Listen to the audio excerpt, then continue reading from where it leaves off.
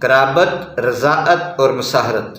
قرابت خونی رشتے کو کہتے ہیں، رضاعت جس نے دودھ پیا ہو، اور مصاہرت جہاں شادی ہوتی ہے سسرالی رشتے کو مصاہرت کہتے ہیں۔ اچھا، تو اللہ تعالیٰ ان سے محبت اور احترام کا تعلق قائم رکھنے کا حکم دیتا ہے، اور ان رشتوں میں کسی بھی صورت میں نکاح کرنا وہ جائز نہیں ہے۔ یہ رشتے محرم کہلاتے ہیں۔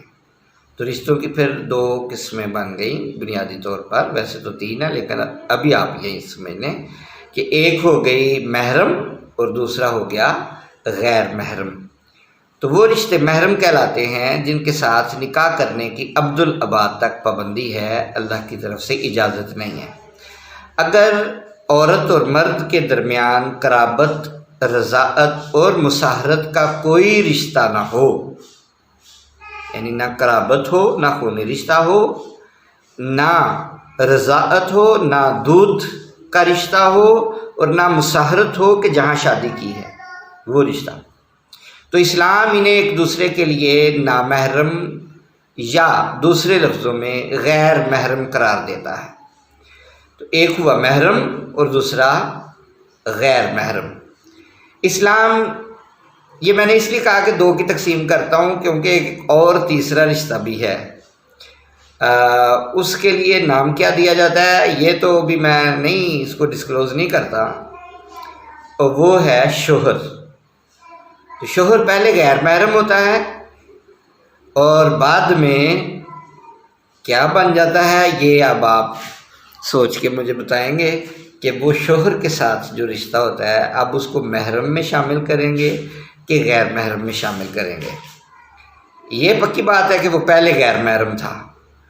اسلام غیر محرم لڑکے اور لڑکی کے درمیان نکاح کے علاوہ محبت کا، آج کل کی محبت کا کوئی تصور قبول نہیں کرتا۔ اسلام کے طرز معاشرت میں بوقت ضرورت غیر محرم سے بات کرنے میں بھی انتہائی احتیاط کا دامن وہ پیش نظر رہنا چاہیے۔ اللہ رب العزت نے ارشاد فرمایا، تو اللہ تعالیٰ جب یہ ارشاد فرماتا ہے قرآن پاک میں تو یہ ہمیں سمجھانے کے لیے ہوتا ہے۔ اللہ تعالیٰ نے فرمایا یا نساء النبی لستن کاحد من النساء ان اتقیتن فلا تخضعن بالقول فیطمع الذی فی قلبہ مرض وقلن قولا معروفا۔ اے نبی پاک صلی اللہ علیہ وآلہ وسلم کی ازواج مطہرات، اے ازواج پیغمبر، تم عورتوں میں سے کسی عام عورت کی مثل نہیں ہو۔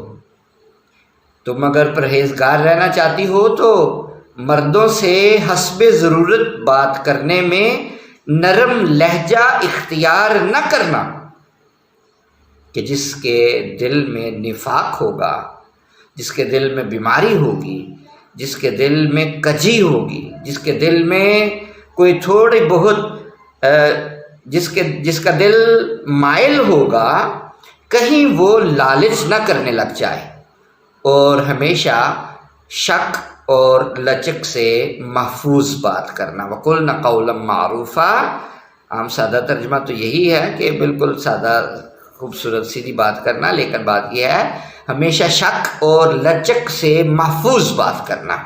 یہ سورۃ الاحزاب ہے، اور سورۃ الاحزاب 33ویں سورت ہے، آیت نمبر 32 ہے۔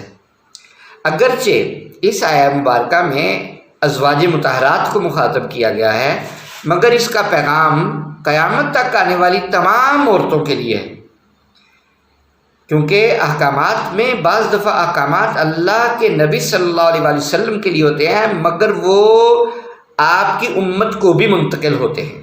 ایسے ہی جب بعض دفعہ احکامات، کبھی ہم احکامات پہ بات کریں گے تو آپ کو بتاؤں گا کہ حکم کی کتنی قسمیں ہیں، ابھی صرف اتنا جانیں کہ بعض دفعہ ازواج مطہرات کے لیے حکم ہوتا ہے اور وہ حکم آگے چلتا ہے امت کے لیے۔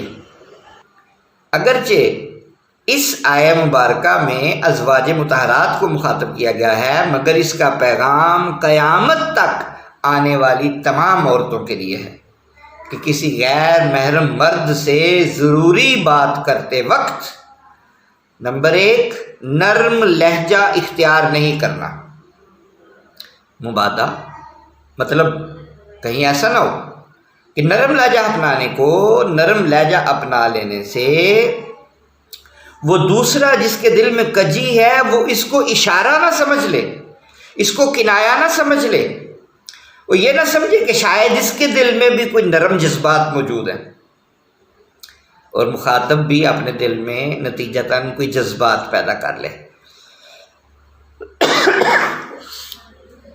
رسول اللہ صلی اللہ علیہ وآلہ وسلم نے تنہائی میں غیر محرم عورت کے پاس جانے اور اس سے ضروری بات چیت سے بھی منع کیا ہے۔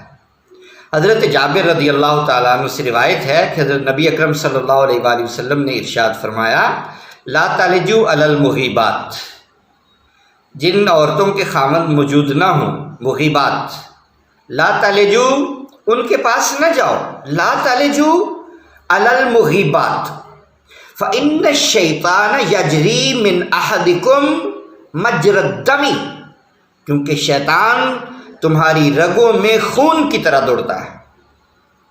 حضرت جابر فرماتے ہیں، قلنا ومنک، حضرت جابر فرماتے ہیں ہم نے عرض کیا یا رسول اللہ آپ کے لیے بھی کیا ایسا ہی ہے؟ نبی اکرم صلی اللہ علیہ وآلہ وسلم نے فرمایا، ومنی، ہاں میرے لیے بھی ہے، لیکن فرق ہے۔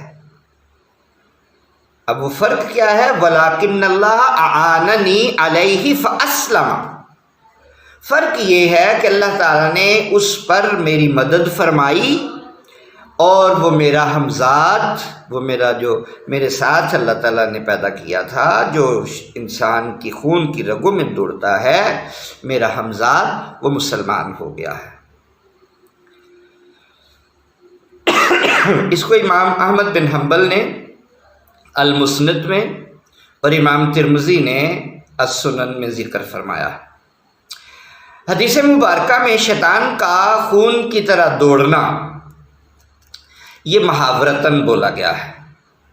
بعض دفعہ ہم بات کو ایکسپلین کرنے کے لیے بھی بعض دفعہ جو بات کرتے ہیں تو اس میں ایگزیکٹلی وہ الفاظ نہیں ہوتے، وہ سمجھانے کے لیے ہوتے ہیں، تو یہ محاورتاً بولا گیا ہے۔ اس سے مراد یہ ہے کہ جب نامحرم عورت اور مرد تنہائی میں ہوتے ہیں تو جذبات ابھرتے ہیں، ان میں ایک ولولہ آتا ہے، ان میں ایک جوش آتا ہے، ان میں برائی کی طرف طبیعت مائل ہونے کا جذبہ وہ بڑھ جاتا ہے۔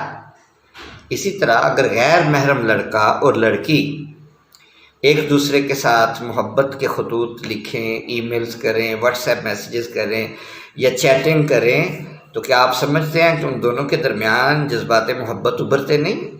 کیا آپ سمجھتے ہیں کہ جب وہ پیار و محبت کی باتیں کریں گے تو ان کے اندر آنے والی جو نفسانی خواہشات ہیں ان کو مزید بڑھاوا نہیں ملے گا؟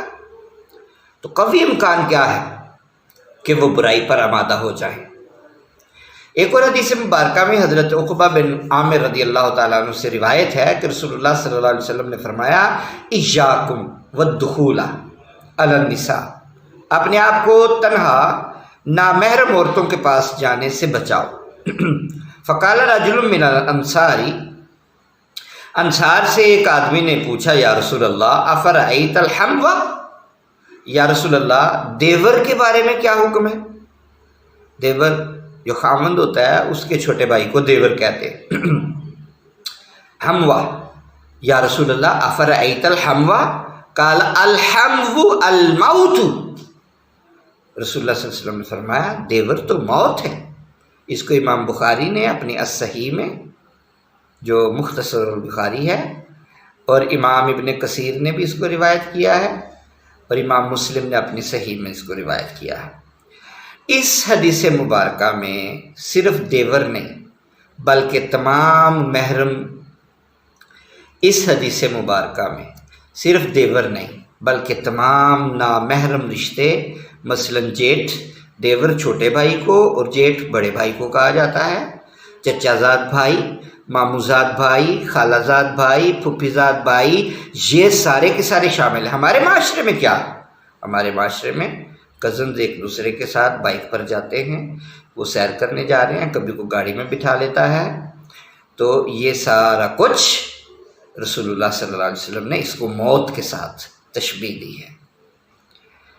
ایک حدیث اور سناتا ہوں، حضرت ابن عباس رضی اللہ عنہ سے روایت ہے کہ نبی اکرم صلی اللہ علیہ وآلہ وسلم نے فرمایا لا یخلون رجل بامرأۃ الا مع ذی محرم، تنہائی میں کوئی شخص کسی عورت کے پاس نہ جائے مگر اگر جانا پڑ ہی جائے تو اس کے محرم کے ساتھ جائے۔ فقام رجل فقال یا رسول اللہ امراتی خرجت حاجتا وقت تبت فی غزوتی کذا و کذا، یا رسول اللہ میری بیوی حاجتاً حج کرنے کے لیے جا رہی ہے اور میں مسلمانوں کے ساتھ جنگ میں شریک ہونے کے لیے فلاں فلاں غزوہ میں جا رہا ہوں، اور میرا نام وہاں لکھا گیا، وقت تبتو، اور میرا نام وہاں پر لکھا گیا، کتابت کر لی گئی ہے، ریٹن، فلاں فلاں غزوے میں۔ آپ صلی اللہ علیہ وسلم نے فرمایا قال ارجع فحج مع امرأتک، میرے آقا صلی اللہ علیہ وسلم نے فرمایا جاؤ واپس اور اپنی بیوی کے ساتھ حج کرو۔ اس کو بھی امام بخاری اور امام مسلم نے روایت کیا ہے۔ یہ کتاب النکاح ہے بخاری کی اور امام مسلم کی کتاب الحج ہے۔ اب غیر محرم لڑکوں اور لڑکیوں کا مراسم استوار کرنا اور چھپ کر ملاقاتیں کرنا حرام ہے، کیونکہ یہی ملاقاتیں زنا کا سبب بنتی ہیں۔ اللہ تعالیٰ نے زنا کا سدباب کرنے کے لیے اس طرح کے تمام جتنے بھی راستے کھل سکتے تھے ان تمام راستوں کو اللہ تعالیٰ نے بلاک کر دیا ہے۔ ارشاد باری تعالیٰ ہے وَلَا تَقْرَبُوا الزِّنَا، یہاں پر جو لفظ ہے بڑا قابل غور ہے، فرمایا وَلَا تَقْرَبُوا الزِّنَا، اور تم بدکاری کے قریب بھی مت جاؤ، إِنَّهُ كَانَ فَاحِشَةً وَسَاءَ سَبِيلًا، بے شک یہ بے حیائی کا کام ہے اور بہت ہی بری راہ ہے۔